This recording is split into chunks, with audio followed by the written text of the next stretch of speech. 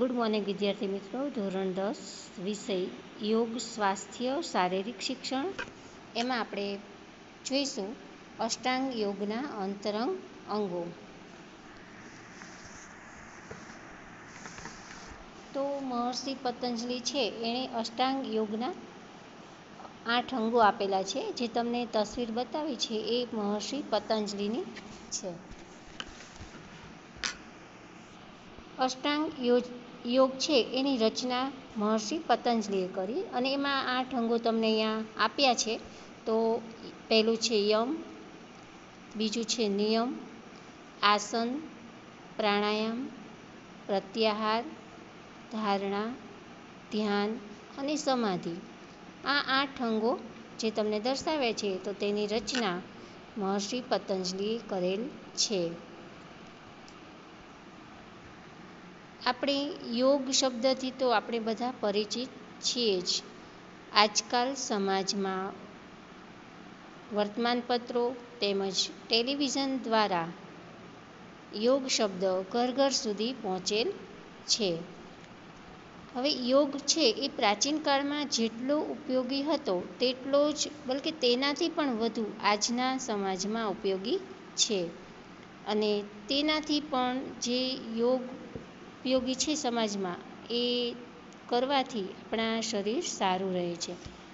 તો યોગ એક શસ્ત્ર નથી પરંતુ જીવનમાં સત્યને જાણનાર, સમજી અને જીવનને બદલવાનું વિજ્ઞાન છે. તો યોગ વિદ્યા છે એ આપણને પ્રાચીન ઋષિમુનિઓ દ્વારા વારસામાં મળેલી અનમોલ ભેટ છે. મહર્ષિ પતંજલિએ યોગ દર્શન નામના ગ્રંથમાં યોગશાસ્ત્રનું વર્ણન કર્યું છે. યોગમાં જે 8 અંગોનો સમાવેશ થાય છે તે તમને અગાઉ જે દર્શાવ્યું કોષ્ટકમાં તે તમે જોઈ ગયા. તો 8 અંગોનો સમાવેશ થતો હોવાથી તેને અષ્ટાંગ યોગ કહેવાય છે. હવે અષ્ટાંગ યોગમાં પણ 2 ભાગ પડે છે, બહિરંગ અને અંતરંગ. તો 2 ભાગમાં વિભાજિત કરવામાં આવેલ છે. તો અષ્ટાંગ યોગના પ્રથમ 5 અંગો છે જે બહિરંગ છે, યમ, નિયમ, આસન, પ્રાણાયામ અને પ્રત્યાહાર. તો આ 5 અંગોને આપણે બહિરંગ યોગ તરીકે ઓળખાય છે. આ 5 અંગ બાહ્ય ક્રિયાઓ સાથે સંકળાયેલા હોવાથી તેને બહિરંગ યોગ કહેવાય છે.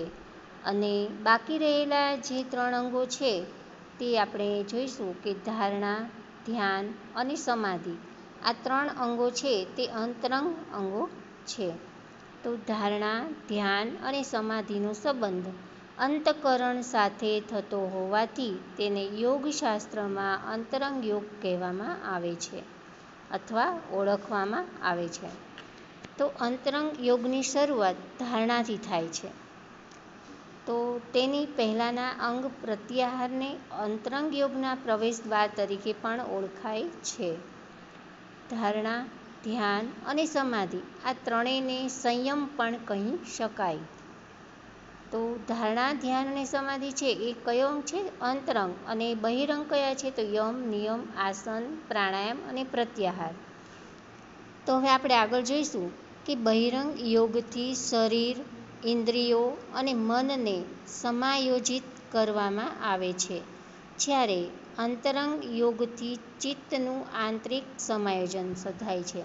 ચિત્ત એટલે મન. તો બહિરંગ યોગના અભ્યાસ દ્વારા સ્થૂળ શરીર પર નિયંત્રણ સ્થાપી શકાય છે, જ્યારે અંતરંગ યોગના અભ્યાસ દ્વારા સૂક્ષ્મ શરીર પર નિયંત્રણ સ્થાપી શકાય છે.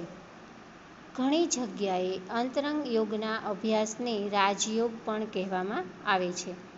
હવે આપણે અંતરંગ યોગના 3 અંગોનો વિસ્તૃત અભ્યાસ કરીશું. તો એમાં આપણે જોઈશું ધારણા.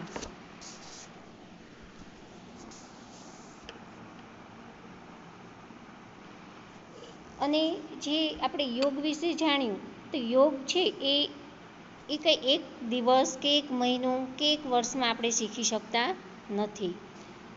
અને એક વર્ષમાં શીખી શકાય તેવી ક્રિયા પણ નથી. યોગ માટે જુદા જુદા ઋષિમુનિઓએ જુદી જુદી વ્યાખ્યા આપે છે. તો આપણે હવે અહીંયા ધારણા વિશે સમજશું. તો ધારણા છે એ અંતરંગ યોગનું પ્રથમ અંગ છે.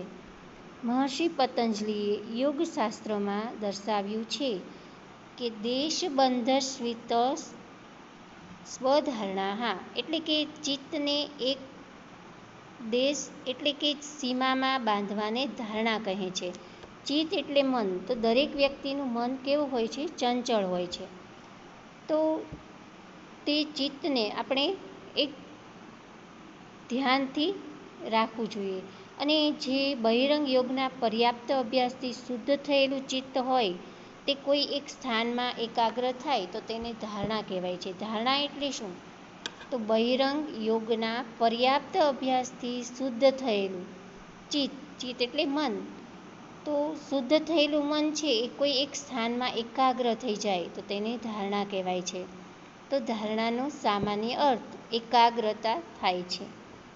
ચિત્તની એકાગ્રતા વધારવા માટે જે સાધના છે તેને ધારણા કહી શકાય. તો ધારણાની મદદથી જ ચિત્તને એક જગ્યા પર સફળતાપૂર્વક કેન્દ્રિત કરી શકાય છે. આપણે જ્યારે એક ચિત્તથી બેઠા હોય, એકાગ્રતામાં બેઠા હોય તો તમારું ધ્યાન એ એકાગ્રતા કહી શકાય. તો એને આપણે સંસ્કૃતમાં પણ કહેવાય કે ધારણા પંચ નઘટિકા, એટલે અર્થાત એટલે એનો અર્થ શું થાય છે? તો 5 ઘડી ચિત્ત ધ્યેયમાં રહે તેને ધારણા કહેવાય. આપણે ધ્યાનમાં બેસીએ છીએ ત્યારે ઘણી વખત આપણું મન છે બીજે બધે ભટકતું હોય છે, તો આપણું મન છે ચંચળ છે. તો બીજા શબ્દોમાં આપણે કહીએ તો શુદ્ધ ચિત્તને કોઈ પણ એક વસ્તુ કે ઈષ્ટદેવની મૂર્તિમાં મગ્ન એટલે એક ચિત્ત થઈ જવું, એટલે કે એકાગ્રતા થઈ જવું, એકાગ્ર થઈ જવું, તો તેને ધારણા કહે છે. તો જીવનમાં એકાગ્રતાનું ઘણું મહત્ત્વ છે અને એકાગ્રતાની મદદથી પરિસ્થિતિ, મન અને ઇન્દ્રિયોને આપણે કાબૂમાં રાખી શકીએ છીએ. ધારણા આંતરિક અને બાહ્ય એમ બંને રીતે કરી શકાય. સૌ પ્રથમ સાધકે બાહ્ય આ ધારણાનો અભ્યાસ કરવો જોઈએ અને પછી આંતરિક ધારણા કરવી જોઈએ. હવે આપણે જોઈશું કે ધારણાનું મહત્ત્વ. તો ધારણાથી અંતરંગ યોગની શરૂઆત થતી હોવાથી તેનું ઘણું મહત્ત્વ છે. પહેલું છે, સાધક યોગીએ ધારણા જો યોગ્ય રીતે કરેલી હોય તો તે પ્રથમ ધ્યાન અને પછી સમાધિ પ્રાપ્ત કરી શકે છે. સ્થિર ધારણા એ ધ્યાન અને સમાધિની પૂર્વ શરત છે. હવે બીજું મહત્ત્વ છે કે મનની એકાગ્રતા હોય તો જ વિદ્યાર્થીમાં રહેલી ચંચળતા દૂર થાય છે અને અભ્યાસમાં પણ એકાગ્રતા ખૂબ જ જરૂરી છે. ધારણાથી મનની ચંચળતા છે એ દૂર થઈ સ્થિરતા અને એકાગ્રતા આવે છે, જે વિદ્યાર્થીને અભ્યાસમાં અત્યંત ઉપયોગી થાય છે. જો વિદ્યાર્થી મિત્રો, આ તમારે ખાસ અગત્યનું છે કે જે તમે એકાગ્રતા ધરાવો તો તમને ભણવામાં પણ અભ્યાસમાં પણ ખૂબ જ ઉપયોગી થાય છે. ત્રીજું છે, નિયમિત રીતે ધારણા કરવાથી મનમાં સ્થિરતા આવે છે અને આત્મવિશ્વાસ વધે છે. હવે આપણે ધારણાના વિષયો જોશું. તો ધારણાના 5 સ્વરૂપના વિષયો હોય છે. જે પહેલું છે બાહ્ય વિષયો. તો બાહ્ય વિષયો એટલે જે આપણે બહારથી જોઈ શકીએ. તો એમાં ઉદાહરણ તરીકે મૂર્તિ, ચિત્ર, ઓમ, જ્યોતિ વગેરે. બીજું છે માનસિક વિષયો. તો વૃક્ષની શાખા, સમુદ્ર, આકાશ, ઈશ્વરની મૂર્તિ, માનસિક રીતે કલ્પના કરેલ બાહ્ય વિષયો છે. ત્રીજું છે શરીરના બહારના અંગરૂપ વિષયો. તો નાસાગ્ર અને ભ્રુકુટી. નાસાગ્ર એટલે નાકનો આગળનો ભાગ અને ભ્રુકુટી એટલે 2 આંખ વચ્ચેનો ભાગ. ચોથું છે શરીરના આંતરિક વિષયો. એમાં છે હૃદય, નાભી અને ચક્રો. અને પાંચમું છે વિષય ઇન્દ્રિયાતીત વિષય. તો નાદ શ્રવણ એટલે કે અવાજ જે છે તે સાંભળવો, અવાજ કરે છે એ સાંભળવો. શ્રવણ એટલે સાંભળવું અને નાદ એટલે અવાજ. અને બીજું છે જ્યોતિ દર્શન.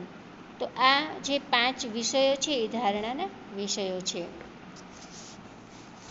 હવે આપણે આગળ જોઈશું કે ધારણા માટેની પદ્ધતિઓ.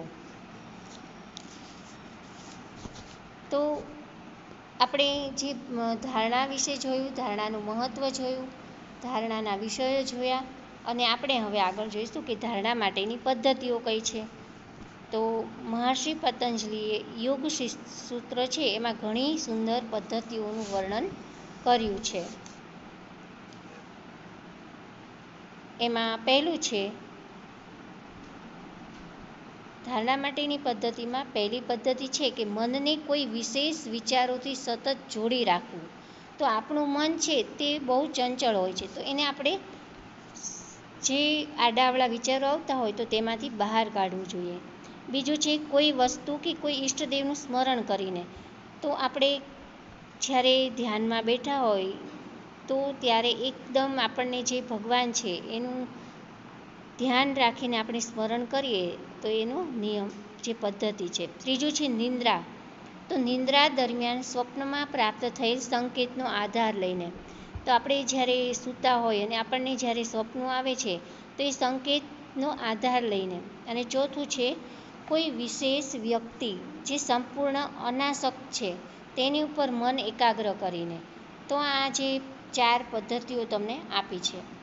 સાધક એટલે કે ધારણા કરનાર, ધ્યેય કે જેના પર ધારણા કરવામાં આવે છે તે વિષય, અને ધારણા એટલે કે એકાગ્રતાની પ્રક્રિયા છે.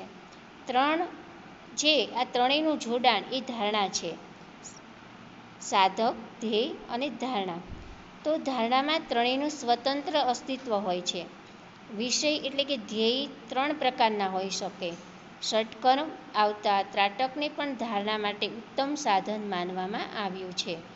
એમાં પહેલું છે આધિભૌતિક, બીજું આધિદૈવિક, ત્રીજું છે આધ્યાત્મિક અને ચોથું છે નિત્ય નિયમિત સમયે શ્રદ્ધાપૂર્વક ધારણાનો અભ્યાસ કરવામાં આવે તો ચિત્તની વૃત્તિનો નિરોધ થાય છે. ચિત્ત એટલે મન. તો તેમાં જે નકારાત્મક વિચારો છે એ દૂર થાય છે. ચિત્તવૃત્તિ નિરોધસ્ય એટલે કે નકારાત્મક વિચારો દૂર થાય છે અને નાડી શુદ્ધિમાં પણ મદદ બને છે. તો આપણે અહીંયા પહેલો ભાગ પૂરો થાય છે અને બીજો ભાગ આપણે ધ્યાન વિશે માહિતી આપણે બીજા ભાગમાં સમજશું.